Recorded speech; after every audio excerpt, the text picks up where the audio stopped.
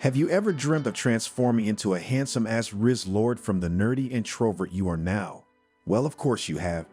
We don't watch isekai anime with so much plot for nothing, but this guy actually turns it into reality and becomes a magnet who rizzes girls left, right, and center. So let's begin, but before that, make sure to like and subscribe to the channel. A girl is being assaulted by a group of men before Yuya nervously steps in and tries to stop them, but they start wildly beating him up. When he gets home, he sees that his house has been vandalized and remarks that he's been bullied for a long time and his grandfather's the only one kind to him as his parents neglected him, and he got even more bullied at school. After his grandfather passes away, Yuya inherits his home and savings, and despite his parents abandoning him, he manages to survive by working part-time, but when he graduates from middle school, his yearbook is filled with insults. After graduation, the bullies once again corner Yuya and start beating him up, and he finds out that he might lose his job. While he's alone at home, he discovers a hidden room filled with strange objects and reads a letter which reveals that he has inherited the home of a powerful sage, leading him into a new world. Inside, he finds powerful weapons, but his skills are still weak. After defeating a powerful monster, he reaches level 100, and upon using the rewards from his victories, he gets enchanted clothes and strengthens his combat abilities. As he begins high school, he looks almost unrecognizable, and the other students notice this change in shock. He later runs into the bullies from before again, but they surprisingly don't recognize him and refuse to believe he's Yuya, seeing which he rushes into the bathroom and sees his new look in the mirror in shock, wondering if it's actually him. After their class ends, Yuya's siblings come up to him, surprised by his sudden change in appearance, but they insult him, calling him a loser before a fancy car arrives, and he realizes that the girl he helped before is looking for him. Surprised, Yuya wonders how she knows him, so she introduces herself as Kaori, a member of the student council from the Alcee Academy, and thanks him for his help. She invites Yuya to join the school, and although he feels flattered, he doesn't believe he's smart enough. His brother, excited to attend, remarks that he's much better than Yuya, but Kaori defends him and says she knows of how they mistreat him before telling Yuya that Alcee values character over academic achievement and encourages him to join. They visit the academy with Kaori's assistant, leaving Yuya's shocked siblings behind. The school, known for its excellence, impresses Yuya, and he meets Tsukasa, the chairman, who thanks him for saving Kaori and invites Yuya to join the school, offering to cover his tuition fees. Despite his doubts, Yuya agrees to spend a trial day at Alcee and wonders if he'll be able to fit in during class, but finds the mood welcoming. During the break, some students approach him, intrigued by his presence, and a boy, Ryle, befriends him and takes him to the cafeteria. Yuya is impressed by the cafeteria's food and decides to join Alcee. Leaving Tsukasa's office, he meets Kaori again, who says she appreciates his decision and invites him to join her after school, so they explore the area together as he learns more about her life and family and remarks that he feels a connection with her. I can already see the romance arc shaping up. They stop to eat crepes, and Yuya later returns to the other world where he starts fighting monsters, determined to become stronger. Hearing a scream, he rushes to help some soldiers under attack by a goblin general and swiftly summons his almost word before slashing it into two. He suddenly notices a girl lying on the ground and is about to ask her if she's alright, but she suddenly falls unconscious. Yuya hears footsteps approaching, so he uses his invisibility skill to avoid being seen as some knights arrive, searching for the girl, who's revealed to be Princess Lexia. Back at home, he thinks about what happened, hoping the girl is safe. He takes a look at his shirt and decides to get some new clothes, thanks to the money he's earned from the other world. At the mall, the people accidentally think he's a celebrity while a director scolds Shaw's manager for him not coming to a shoot. Unable to wait, the director frustratingly tries to look for a replacement at the mall as some girls approach Yuya and ask if he needs any help, but he politely declines before the director suddenly spots him. The director approaches him and asks him to be a replacement, which he reluctantly agrees to. He nervously poses for the shoot and gets praised by another model, Miu. As the shoot progresses, Yuya starts feeling embarrassed, especially when Miu gets close while Princess Lexia decides to thank her rescuer in the dark forest.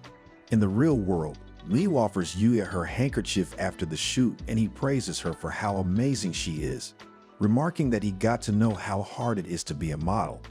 Niu reveals her journey in modeling and encourages him to enjoy the experience before their suddenly interrupted Sho, who tries to flirt with her, but Yuya intervenes and says she doesn't like him before slamming him on the ground. This guy's got way too much riz.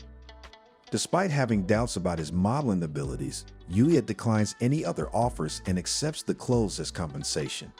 Miu excitedly says she looks forward to them meeting again as the director regrets not signing him up.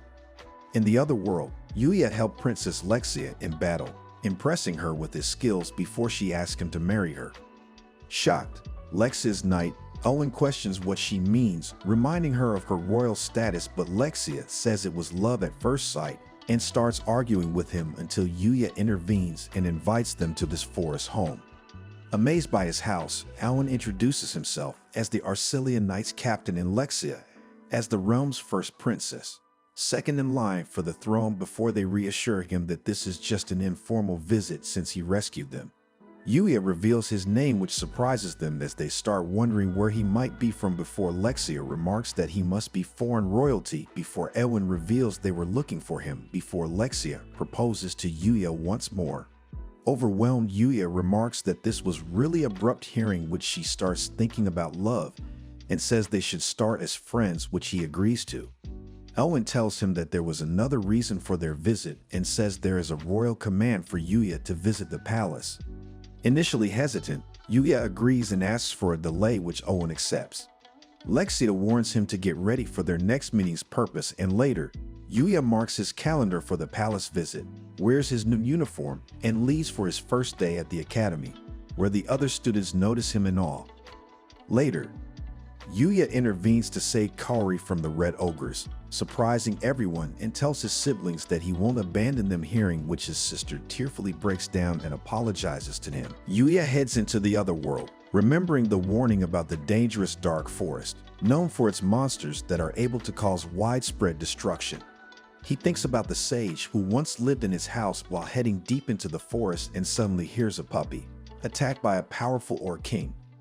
Though initially hesitant, Yuya steps in and defeats the orc, remarking that he feels a mix of embarrassment and pride at how easily he defeated it.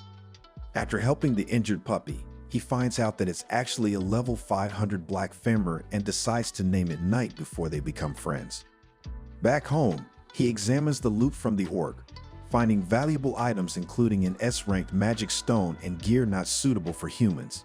In the real world, he introduces Knight to his friends and takes a walk in the park, where he runs into Miu, seeing which the onlookers start gossiping about them. Of course they do. After helping catch a thief, Yuya and Knight continue exploring the dark forest before they discover a new cave. He slowly looks around and picks up a book which he realizes is the Book of the Sage. Yuya reads the sage's book and discovers that the sage was incredibly powerful, almost like a god, but despite refused deals offering him to join the gods. The book warns Yuya that people might fear him as he becomes more powerful and advises him to find trustworthy friends and teaches him magic, passing on his magical abilities so Yuya can have a happy life. Back home, Yuya learns magic from the book and starts with sensing and controlling magical energy before heading outside to practice and surprising himself and Knight with his newfound abilities. Meanwhile, Alwyn tells the king about Yuya, but the king gets angry when he hears about her proposal to Yuya, thinking he seduced her.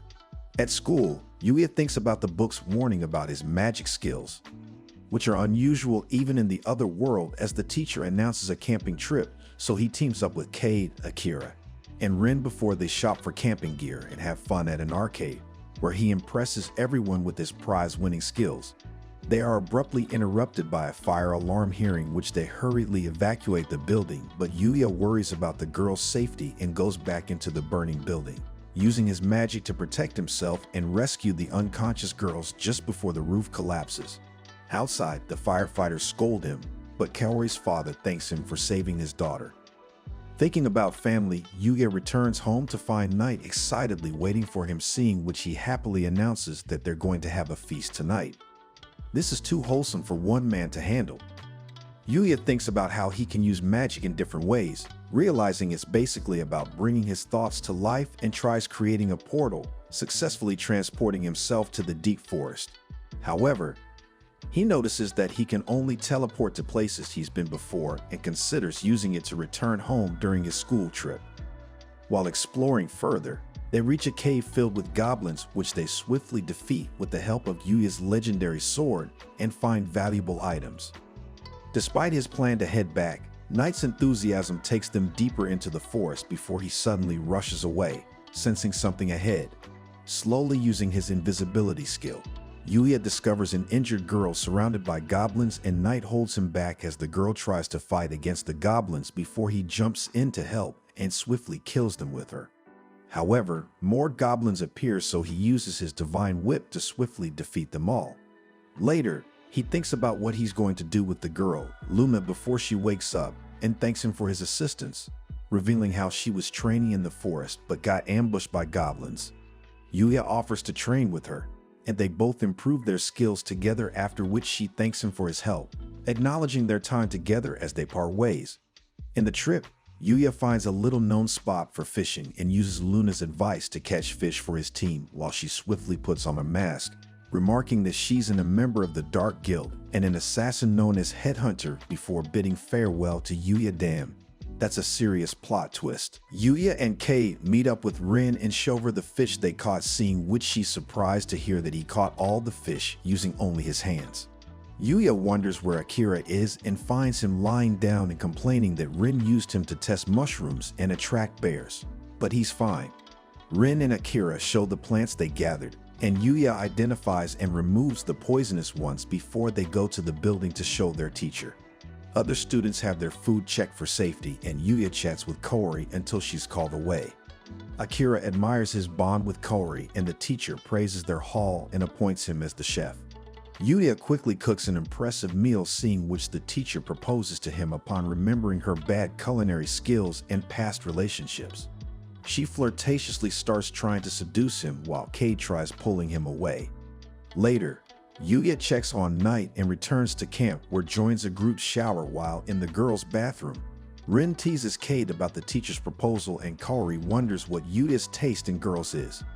The next morning, some students suspect a thief after finding their items scattered, but Yuya notices bear scratchings before a bear appears, and he protects the group from it, after which the teacher jokingly proposes to him again. As the camping trip ends, Yuya gets ready to meet the king and meets up with Lexia's group again before chasing after an assassin who he knocks out, and is shocked to see that it's Luna. He decides to interrogate her at home, which Lexia agrees to, so they head to his house while Owen tries to worryingly stop her. Give him a damn break, woman. Yuya teleports back home alone, and Lexia is shocked by his teleportation ability and waits for Luna to wake up before he reveals how he met Luna and how got to learn the teleportation spell hearing, which Lexia warns him against revealing this power to avoid problems and tells Luna to share her story. So she slowly reveals her orphan past and training in survival and assassination, after which she joined the Dark Guild. Yuya asks about the Dark Guild, learning about its criminal activities and Luna's failed attempt to assassinate Lexia. He assures her that he sees her as a friend, despite her doubts before Lexia says Luna should become her bodyguard, which she reluctantly agrees to. After baiting together, Lexia teases Luna about her feelings for Yuya as he impresses everyone with his cooking skills, making Lexia jealous. That night, they sleep together, and Yuya reflects on their adventures. The next day, they meet up with Owen's group, and he apologizes for leaving him behind before Lexia reveals Luna's past as an assassin, surprising everyone. Despite not trusting her initially, Owen allows Luna to join them, and Yuya returns to school, saying goodbye to Luna, who surprises him with a kiss, seeing which Lexia orders Owen to stop the cart so that she can get a kiss too, but he hurriedly ignores her. True Jaga Chad mentality right there. Later, Yuya tames a mysterious creature and names it Akatsuki before rushing back to school, participating in a ball game tournament as goalkeeper and accidentally scoring for his team, wondering if that was a score. After school, Yuya is approached by a modeling agency, but he declines, so Miyu joins in, surprising their friends, who discovered their past collaboration from a magazine cover and notice a poster for a sports competition, seeing which the chief decides to propose the idea to the school. In the other world, Yuya is confused by Akatsuki's growth when a mithril boar attacks, but before Yuya can heal, Usagi, a talking rabbit, steps in and effortlessly defeats it.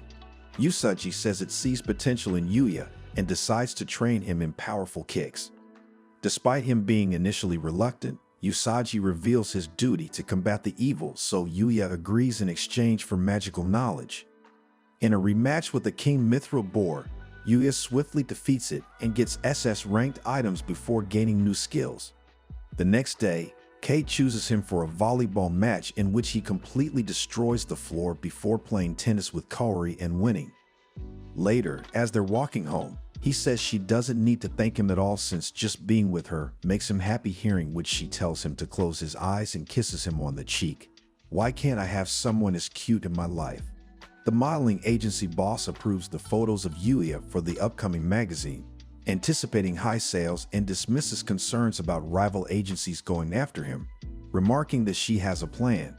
Meanwhile, Yuya and Kaori study together at his house as he thanks her for helping him with math and teaches her English.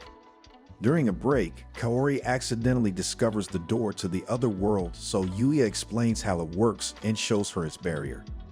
Curious, she learns about the world with monsters and magic, impressed by Yuya's abilities as he shares his experiences using magic to help others, leaving her surprised before he promises to show her more of it later.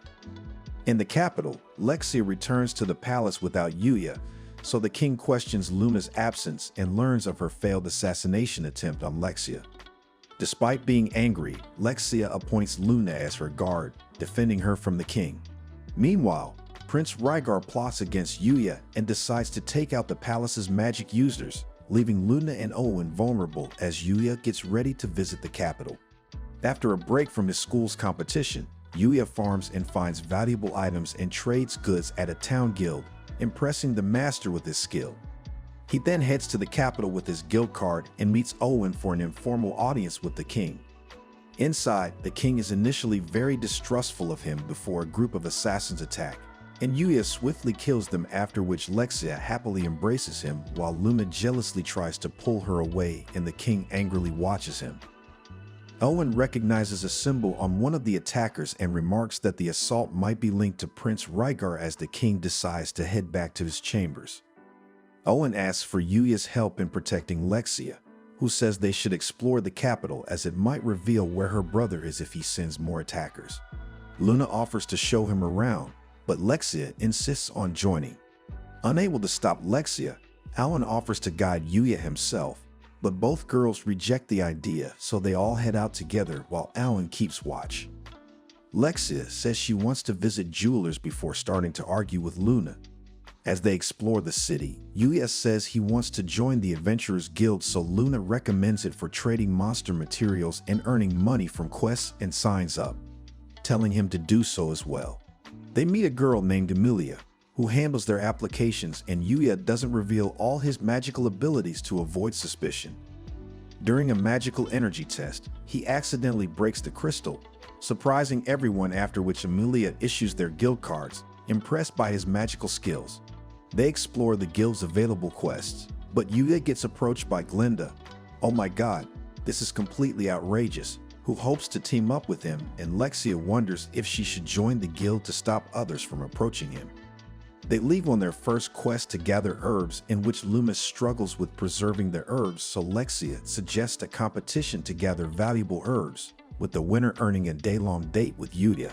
While he explores alone, Owen interrupts with news of Prince Rygar's location, so Yuya and Owen rush to the abandoned house, where they face the prince threatening a guard's life before Yuya intervenes, disarming the prince.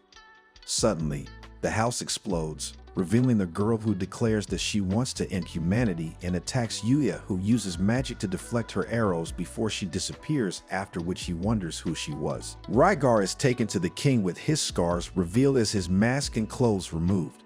It's revealed that these scars were caused by an accident in which Lex's magic went wild and he went mad, driven by an urge for destruction fueled by the magical energy he absorbed from Lexia. feeling neglected and isolated by the king. He believes he isn't fit for his royal role. Desperate to end his suffering, Rhaegar asks for death, but Yuya steps in with a healing potion, miraculously healing his scars, which surprises everyone, including the king, who recognizes the potion's rarity and thanks Yuya, who tells them about how he grew the cure-all herb in his garden, leaving Rhaegar shocked. Lexia offers to forgive him for his crimes, sparing him from punishment, and the king rewards Yuya with the title of Lord Knight, along with land and a mansion as thanks. That night, Yuya dreams of a battle with the mysterious girl before hurriedly waking up, and the next day at school, he rushes home, haunted by thoughts of the girl.